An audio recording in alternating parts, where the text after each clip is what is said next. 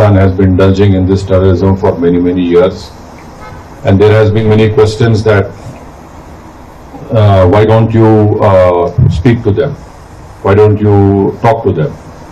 Now, in recent past, when in Mumbai the famous 26/11 terrorist incident happened, wherein trained terrorists from Pakistan landed up in the financial capital of our country and started massacring people in a railway station. Then they shifted to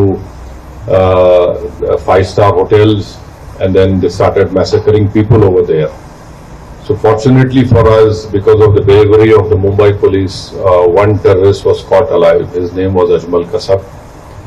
The Indian legal system followed all the due process of law, and Ajmal Kasab was sentenced to death.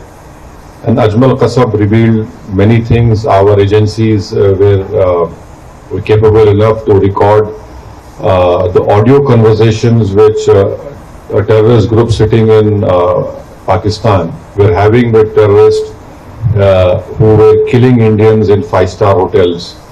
And those conversations, they were clearly telling them, don't lose heart, kill as many Indians as you can and you'll go to Jannah.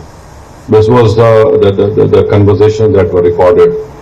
So after 26/11, my government, headed by the then Prime Minister, Dr. Manmohan Singh, late Manmohan Singh, the Indian investigators went to Pakistan, gave them all the evidence, the DNA and everything. Even some American citizens were killed in this terrorist act. But you'll be surprised to know that nothing moved forward. Many times Indian investigators went to Pakistan, Lahore, Islamabad, but nothing moved forward. What made Pakistan move forward in this terrorist trial was when Pakistan was put in the FATF grey list, and one such meeting was held in Germany, and India wanted one Sajid Mir to be indicted. So the Pakistanis cleverly said he's dead. But the moment this important meeting was about to take place in Germany, Pakistan comes up to the committee of FATF and says, Sajid Mir is alive.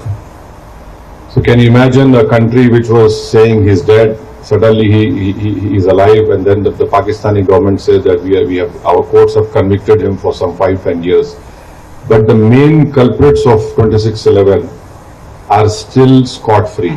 They were convicted for money laundering, not for terrorism.